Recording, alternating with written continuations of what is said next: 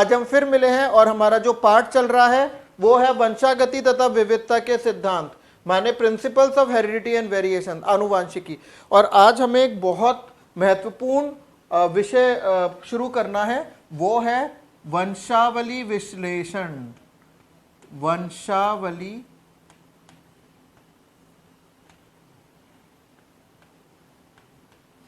विश्लेषण माने pedigree analysis.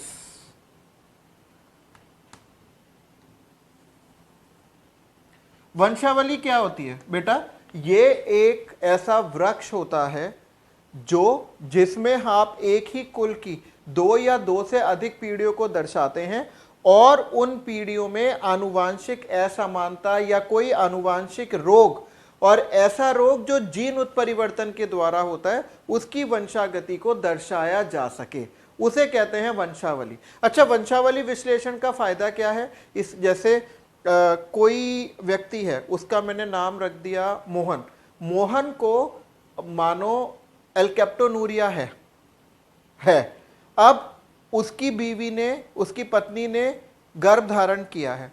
अब ये आनुवांशिक काउंसलर्स होते हैं, जेनेटिक काउंसलर, वो इस वंशावली वृक्ष को बनाकर ये ज्ञात कर लेंगे कि उसकी जो होने वाली संतान है उसको ये रोग होने की संभावना है या नहीं है। तो ये लक्षणों के वंशागति और रोगों की वंशागति के लिए बहुत महत्वपूर्ण होता है। और इस वंशावली विश्लेषण के द्वारा किन रोगों का अध्ययन किया जा सकता है? इनके द्वारा जीन उत्परिवर्तन के द्वारा उत्पन्न रोगों की वंशागति का अध्ययन कर सकते हैं।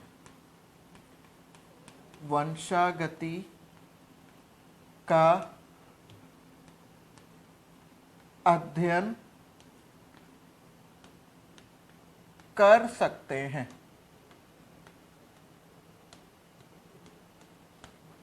ठीक बात है। अब जो टॉपिक है अगला, वो है वंशावली विश्लेषण में प्रयुक्त होने वाले चिन्ह। ठीक है, तो वंशावली माने पेडिग्री, विश्लेषण माने एनालिसिस। अपने आप लिख लेना, इंग्लिश में लिखना हो तो। विश्लेषण में प्रयुक्त होने वाले चिन्ह।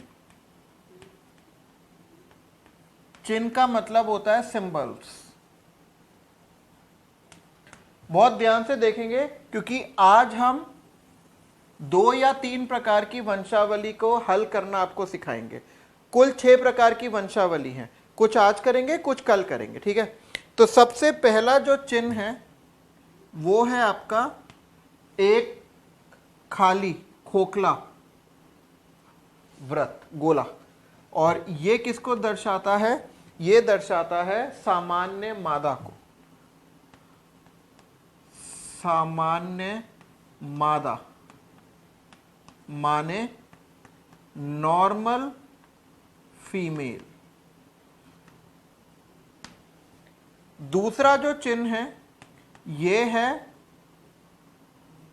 आयताकार, आयत। ये दर्शाता है आपका सामान्य नर माने नॉर्मल मेल। ठीक है, तीसरा है आपका ये, इसका मतलब होता है, इसको अंग्रेजी में रोम्बस कहते हैं। इसका मतलब होता है अनिर्धारित लिंग माने अनस्पेसिफाइड सेक्स। ये ना जो वंशावली बनाई जाती है वो स्मरण शक्ति पर आधारित होती है। जैसे हमारा गांव के पड़ोस में एक परिवार था, तो उस परिवार में का कोई अब बच्चा, अब की पीढ़ी का, दिल्ली जाके नौकरी करने लग गया। अब उसको कोई परेशानी हो गई, रोग हो गया, तो वो जो डॉक्टर से वो पता करने के लिए हमारे गांव में आए। उन्होंने एक भेजा था जूनियर डॉक्टर, तो वो हमारे घर आए। मेरी दादी से पूछा कि उनके कितने बच्चे थे। दादी बोली बच्चे तो 5 थे उनके, सबसे बड़ा बेटा था, दूसरे नंबर पे बेटी थी, वो मेरी सहेली थी, और उसके बाद 3 बच्चे और थे। तो दादी कहती है कि मुझे ये याद नहीं है कि उन 3 बच्चों में से लड़के कौन थे, लड़कियां कितनी थी, ये मैं भूल गई हूं। तो जब लिंग का पता ना हो तब ऐसा चिन्ह बनाते हैं, अनिर्धारित लिंग। ठीक है, चलिए अब आते हैं चौथे पर। चौथा चिन्ह जो होता है उसमें आपने गोला बनाया और इसके अंदर आपने पूरा अच्छे से रंग भर दिया।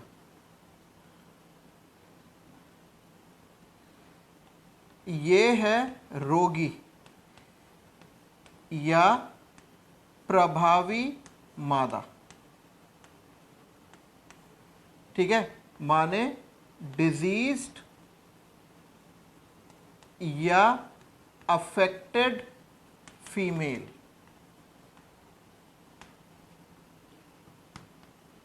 अगर ये है और इसमें आपने रंग भर दिया है,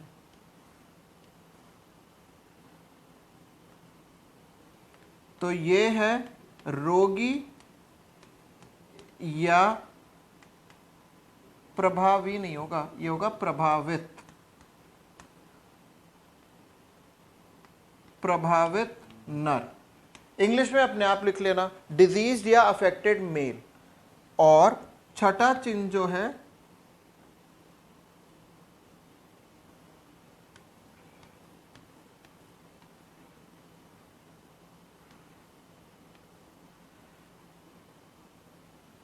ये है अनिर्धारित लिंग का प्रभावित व्यक्ति। अनिर्धारित लिंग का रोगी या प्रभावित जीव, क्योंकि ये तो नर भी हो सकता है मादा भी हो सकता है, पहले से पता नहीं है। ठीक है, अब अगर किसी का विवाह होता है, देखिए सातवां जो चिन्ह है, विवाह करने के लिए ये वाला चिन्ह होता है। ऐसी जो लाइन होती है, ऐसी क्षैतिज, मादा और नर का विवाह, तो ये चिन्ह किसका सूचक है? ये है विवाह या निषेचन, माने मैरिज या मेटिंग। अगर विवाह संबंधियों में हुआ है, जैसे बुआ और मामा के बच्चों ने आपस में शादी कर ली, संबंधों में हुआ है, तो उसके लिए जो चिन्ह होता है उसमें यहां पर 2 लाइन हो जाता है। ठीक है, और इसको आप क्या कहते हैं? इसको आप कहते हैं अंतर संबंधी विवाह,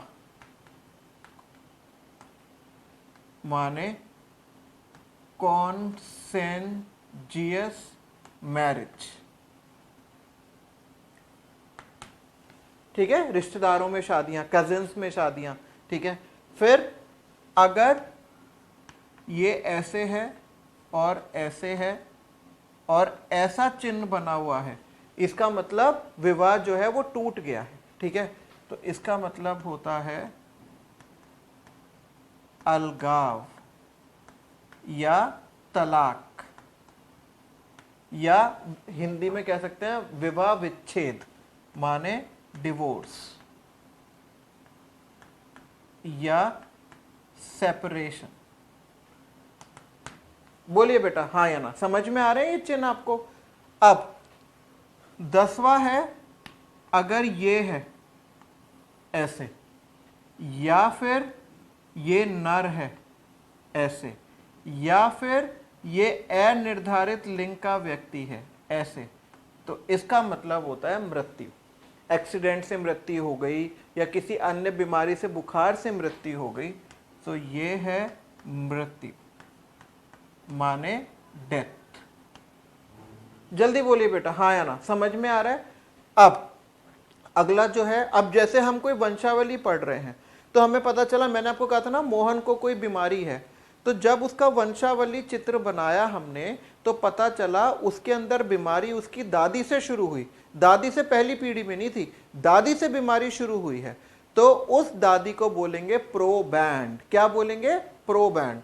तो प्रोबैंड कैसे दिखाते हैं? ये कोई मादा है और ये रोगी है, और इस रोगी मादा से क्या शुरू हुआ है? कोई भी रोग शुरू हुआ है। तो रंग तो हमने भर दिया, तो लेकिन इससे कोई रोग शुरू हुआ है तो उसमें यहां पर छोटा सा ऐसे तीर लग जाता है, और इसको आप क्या कहते हो? मादा प्रोबैंड। मादा प्रोबैंड, इसको हम मादा प्रोबैंड कहेंगे। और मादा प्रोबैंड का एक और नाम होता है, इसको प्रोपोसिटस कहते हैं। क्या कहते हैं? नहीं, इसको कहते हैं प्रोपोसिटा या फिर प्रोपोसिटा। ये है फीमेल प्रोबैंड, माने प्रोपोसिटा। ठीक बात है। और बारहवा जो चिन्ह है, नर भी तो प्रोबैंड हो सकता है, नर से भी तो कोई शुरू हो सकता है। अगर वो रोग मोहन के दादाजी से ना शुरू होकर, दादी से ना शुरू होकर दादाजी से शुरू हुआ होता तो वो होते प्रोबैंड। तो इनको ऐसे रोगी तो हैं ही ये, इसमें हल्का सा तीर लगाना है, और ये है नर प्रोबैंड, माने प्रोपोसिटस। मेल प्रोबैंड माने प्रोपोसिटस। ठीक बात है। तो ये हो गए आपके 12 चिन्ह। अब बात करते हैं थोड़ा आगे। देखो, अगर किसी बच्चे की गर्भ में ही मृत्यु हो गई या फिर वो जन्म लेते समय मर गया, तो उसके लिए चिन्ह बनाते हैं हम ये वाला। ये ऐसे छोटी सी गोली बनाएंगे और ऐसे कर देंगे, छोटी सी गोली। देखो इधर, लेकिन रोगी लड़की बनाते हैं तो बड़ा गोला बनाते हैं, वो छोटा सा बनाते हैं, इससे कम से कम 5 गुना ज्यादा छोटा होता है। इसका मतलब होता है गर्भपात या मृत जन्म, माने एबॉर्शन या स्टिल बर्थ। ठीक है। अगला चिन्ह जो है वो है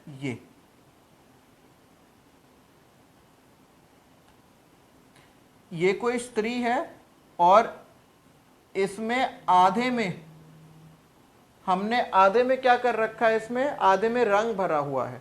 तो जब आपने आधे में रंग भरा हुआ है तो इसका मतलब होता है मादा वाहक। लेकिन कौन से रोग के लिए? ऑटोसोमल। तो ऑटोसोमल अप्रभावी रोग के लिए वाहक मादा। और इसको ऑटोसोमल अप्रभावी रोग होते हैं, तो उसमें अगर मादा वाहक होती है तो उसको कैसे दर्शाते हैं? बड़ा ए छोटा ए, बड़ा ए छोटा ए। सही बात है। फिर है अगला 15वां चिन्ह। अब वाहक तो नर भी हो सकता है ऑटोसोमल रोग के लिए,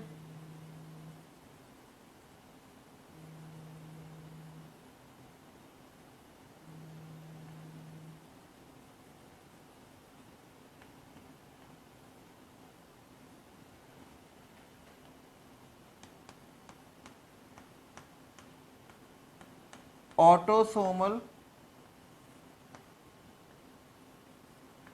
अप्रभावी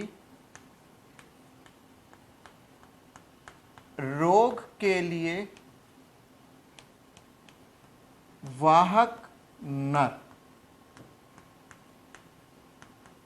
ऐसे नर भी तो हो सकता है ना। और आपको पता है ऑटोसोमल प्रभावी जो रोग होते हैं उनमें वाहक होते ही नहीं है। ठीक है, तो 15।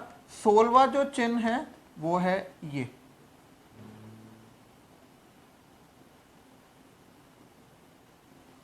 ये क्या है? ये है एक्स सहलग्न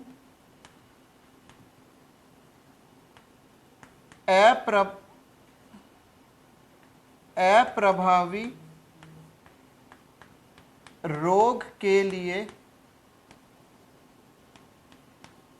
वाहक मादा। माने इसको कैसे लिखोगे आप? x-x। और 17वां जो चिन्ह है वो है ये।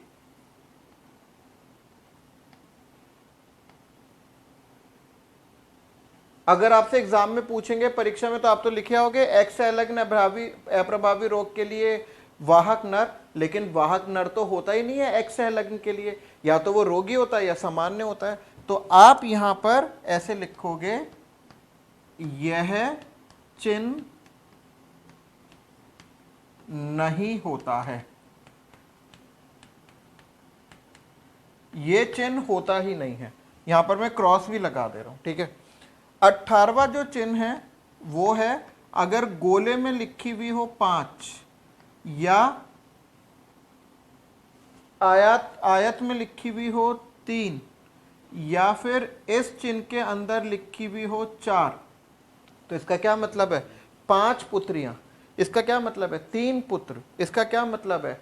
4 बच्चे अनिर्धारित लिंग के। तो इसका मतलब है निर्धारित या अनिर्धारित लिंग की संतानों की संख्या। संतानों की संख्या आ रही है आपको समझ में बात? अब अगला चिन्ह देखते हैं। देखिए इधर फिर है चिन्ह संख्या 19। अगर ऐसे बना हुआ है, एक पुत्री, ये बनी हुई है दूसरी पुत्री, और ये एक लाइन से जुड़ी हुई है, या फिर अगर बना है एक पुत्र और ये फिर एक और पुत्र, ये एक ही लाइन से जुड़ा हुआ है, माने ये कौन से जुड़वा बच्चे हमने पिछली कक्षा में पढ़े थे, याद आया?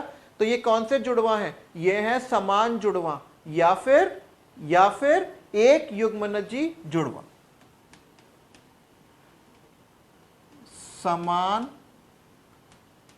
जुड़वा या एक युग्मनजी जुड़वा, माने आइडेंटिकल या मोनोजाइगोटिक ट्विंस। तो आपको दिखाई दे रहा है ना, दोनों का लिंग एक जैसा है ना। अब चिन्ह संख्या 20 अगर ऐसे हैं,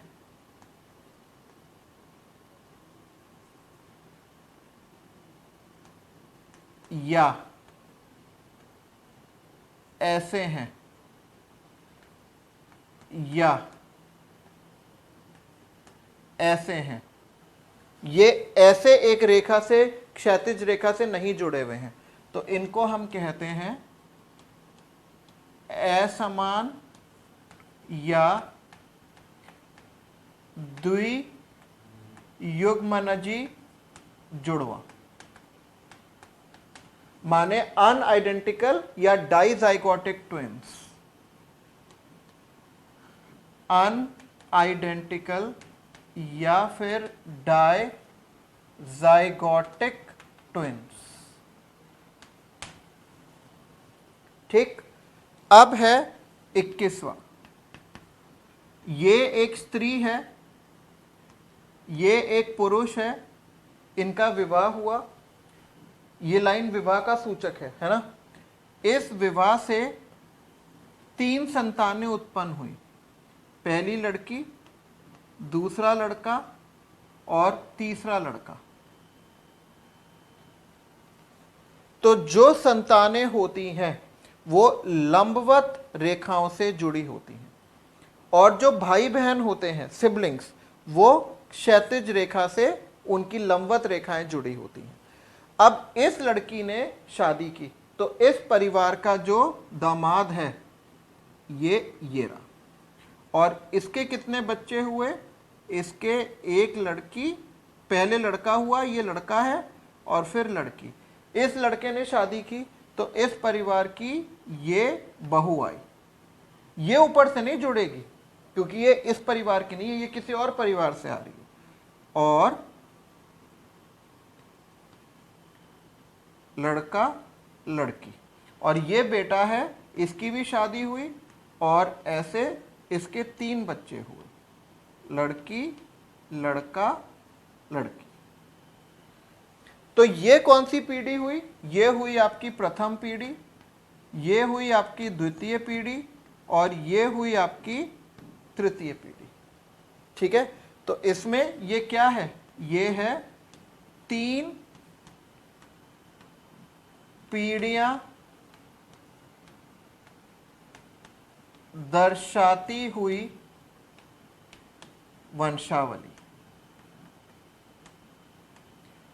और जो पीढ़ियां है ना, पीढ़ियों को रोमन संख्या के द्वारा प्रदर्शित किया जाता है। और ये जो तीनों हैं, ये मैं ऐसे यहीं पर मार्क कर दे रहा हूं, ये तीनों क्या हैं आपस में, ये तीनों हैं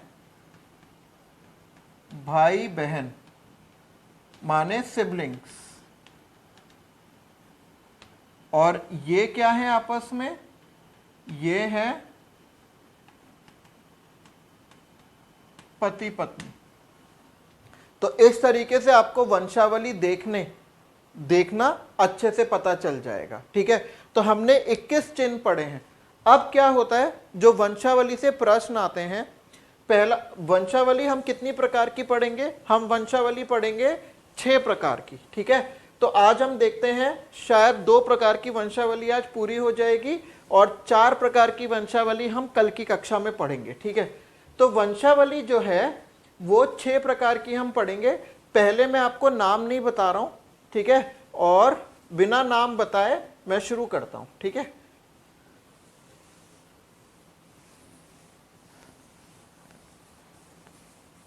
क्योंकि वंशावली में सबसे पहली जो चीज पूछी जाती है, जैसे 3 तरीके के प्रश्न आते हैं। पहला प्रश्न आता है दी गई वंशावली को पहचानिए। ठीक है, तो हम कर रहे हैं पहली वंशावली। ठीक है, सो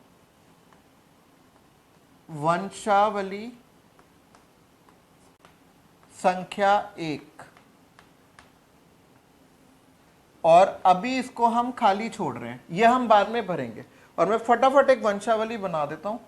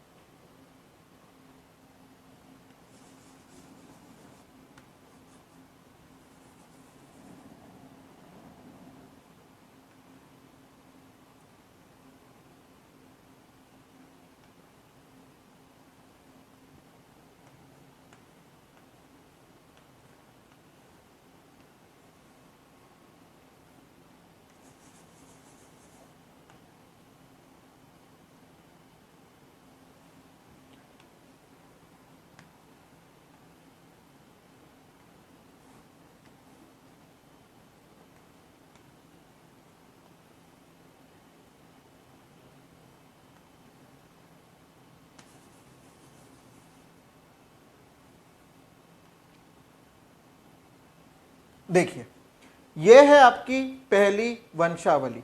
अब इस पहली वंशावली में सबसे पहले आप अपनी कॉपियों में लिखिए पहचान लक्षण। पहचान लक्षण ये मैं आपको बोलूंगा, लिखवाऊंगा नहीं, मतलब खुद नहीं लिखूंगा। पहचान लक्षण मतलब आइडेंटिफिकेशन फीचर्स, मतलब आप किसी भी वंशावली को देखकर कैसे पहचान सकते हैं वो आपको इससे पता चलेगा। पहला पॉइंट लिखिए, नर व मादा दोनों रोगी हैं। देखो ये मादा रोगी है, नर रोगी है, मादा नर, ठीक है। तो नर व मादा दोनों रोगी हैं, ठीक है। नर व मादा दोनों रोगी हैं। दूसरा लक्षण, पहली पीढ़ी ये है, पहली पीढ़ी में रोग है। दूसरी पीढ़ी ये है, क्या इसमें कहीं रोग दिखाई दे रहा है? नहीं है। तीसरी पीढ़ी के में भी कुछ बच्चे रोगी हैं और चौथी पीढ़ी में भी कुछ बच्चे रोगी हैं। तो आप लिख सकते हो एक या अधिक पीढ़ी में रोग अनुपस्थित होता है, अनुपस्थित होता है। अब देखो माता रोगी है लेकिन ये लड़की भी रोगी नहीं है, ये लड़का भी रोगी नहीं है, ये लड़की भी रोगी नहीं है। समझ में आया? और ये माता पिता दोनों रोगी नहीं है फिर भी बच्चा रोगी है। माता पिता दोनों रोगी नहीं है फिर भी बच्चा रोगी है। माता पिता रोगी नहीं है फिर भी बच्चा रोगी नहीं है। दोनों माता पिता सामान्य हैं, तीनों बच्चे रोगी हैं, ठीक है। इसमें तो पिता रोगी है लेकिन माता सामान्य और एक पुत्री रोगी है, एक पुत्री सामान्य है, ठीक है। तो इसका मतलब सामान्य जनकों के रोगी बच्चे हो सकते हैं। सामान्य जनकों की रोगी संतानें हो सकती हैं। बाकी बेटा आप इसको जितना आप इसका अभ्यास करोगे आपकी वंशावली उतनी ही स्ट्रांग हो जाएगी, ठीक है। उतनी ही आपको कोई डाउट नहीं आएंगे इसमें। अच्छा, इसमें क्रिस क्रॉस वंशागति देखी जाती है? नहीं। क्रिस क्रॉस क्या होता है? ये नर मादा होगी, उसका बेटा नर, बेटे की बेटी रोगी, तो क्रिस क्रॉस है ही नहीं क्योंकि क्रम ही टूट गया, एक पीढ़ी में तो रोग ही नहीं है। तो क्रिस क्रॉस वंशागति प्रायः नहीं देखी जाती। तो ये कौन सी वंशावली होती है? ये है ऑटोसोमल अप्रभावी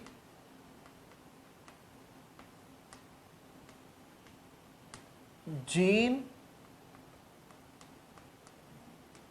उत्परिवर्तन दर्शाने वाली वंशावली। तो इसके चिन्ह अब आपको आने चाहिए। ऑटोसोमल अप्रभावी का मतलब क्या है? उसमें रोग तभी होता है जब कौन सी अवस्था होती है? जब ये होता है ऐसा और ऐसा। जो रोगी होते हैं वो सिर्फ एक ही अवस्था में हो सकते हैं और वो है छोटा ए। और जो सामान्य होते हैं, सामान्य, वो कैसे होते हैं? ऐसे ऐसे। वो कैसे हो सकते हैं? ऐसे भी हो सकते हैं या वाहक भी हो सकते हैं। वैसे वाहकों के लिए ऑटोसोमल में आधा वाला होता है, लेकिन आपके जब प्रश्न आते हैं तो उसमें वाहक को भी सामान्य ही माना जाता है। तो आपके तो सारे डाउट्स क्लियर हो गए। तो अब इसमें हमारे पास दो विकल्प हैं, लेकिन ये तो खाली एक में भरा जाएगा। तो हम फटाफट क्या करेंगे, जो भी रंगीन डब्बे हैं सब में छोटा ए भर देंगे। इस तरीके से।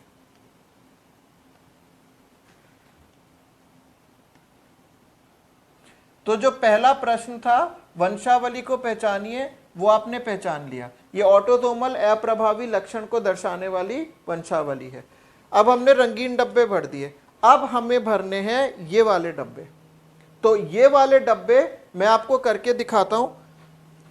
ये जो है ये सामान्य है, लेकिन इसके पिता के पास दो छोटे ए हैं। क्या है? दो छोटे ए। तो इसके पास पिता से कम एक छोटा ए आएगा, आएगा।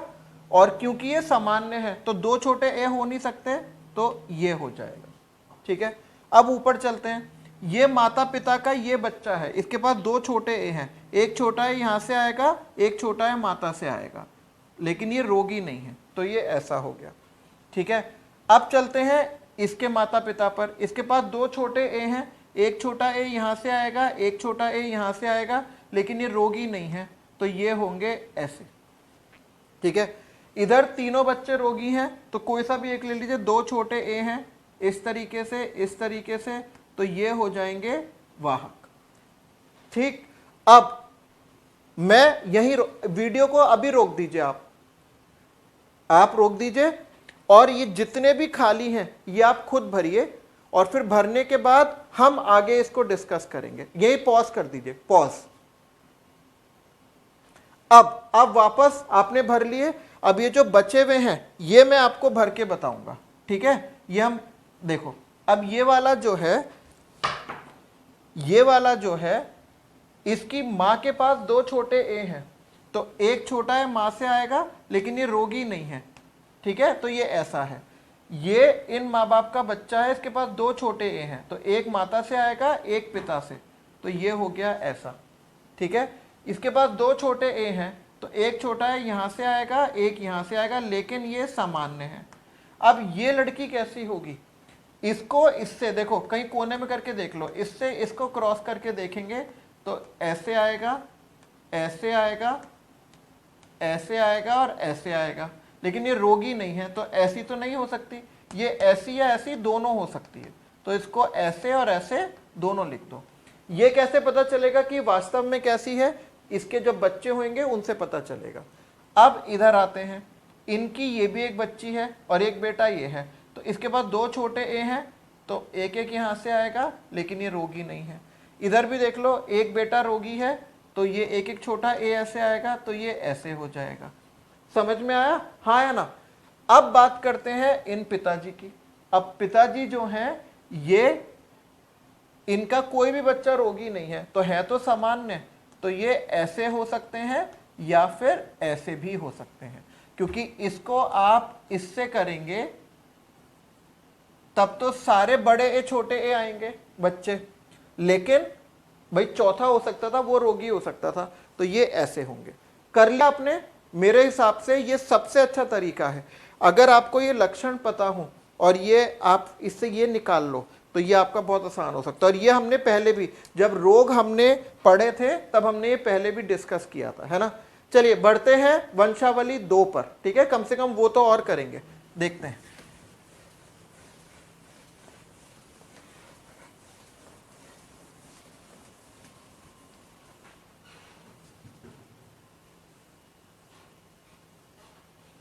और आपको दोनों वंशावली को आपस में इनकी तुलना करनी भी आनी चाहिए, इसलिए मैं आमने सामने ही बना रहा हूं। ठीक है, चलिए वंशावली 2,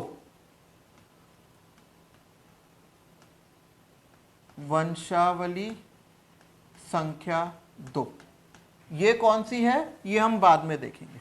ठीक है, ये हम बाद में देखेंगे। तो चलते हैं,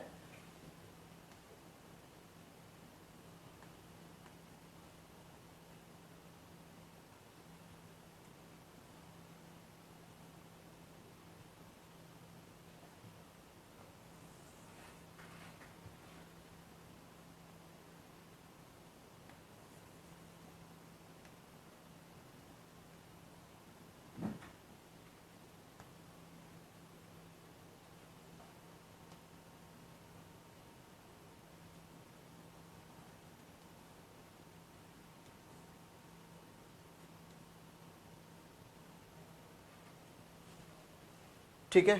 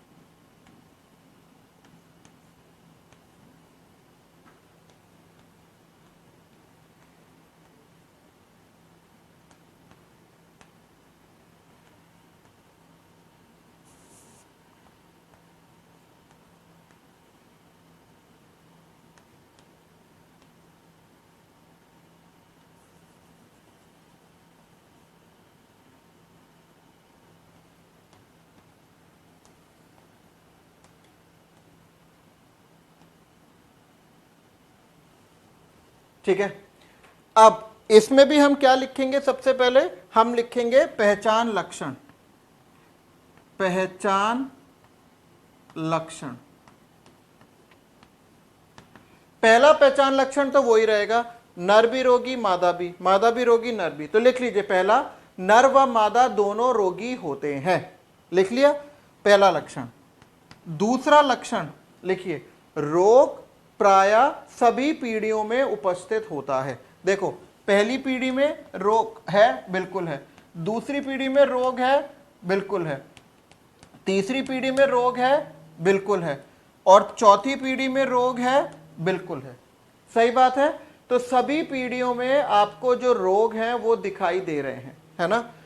तो अब दूसरा लिख लीजिए, सभी पीढ़ी में रोग उपस्थित हैं।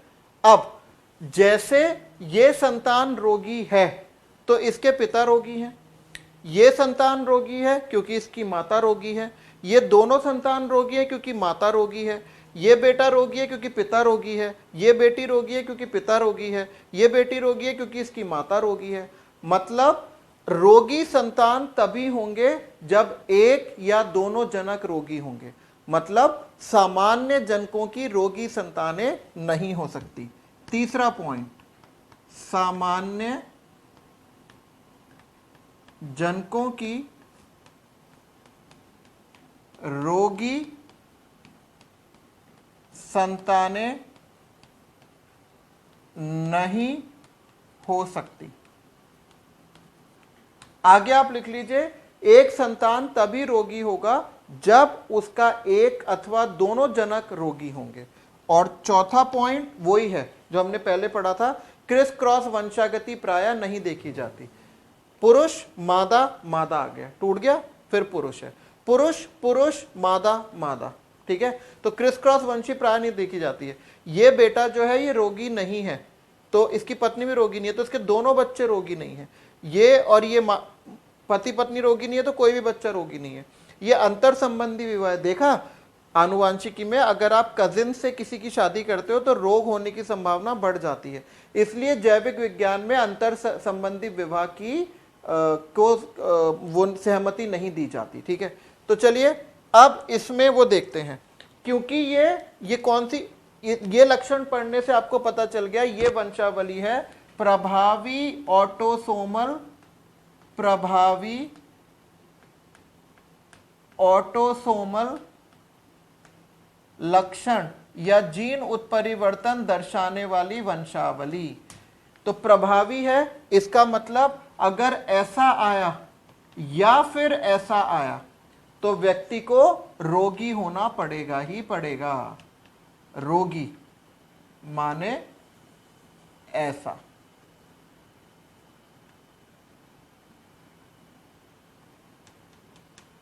या फिर ऐसा।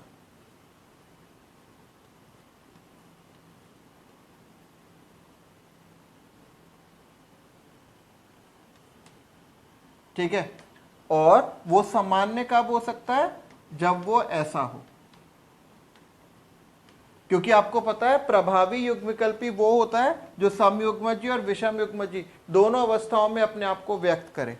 तो ये ऐसा। तो अब ये बिल्कुल अप्रभावी वाले से उल्टा है। खाली डब्बों में हमारे पास एक ही विकल्प है, तो पहले एक ही विकल्प भर देते हैं। छोटा है, ये सामान्य को का सूचक है,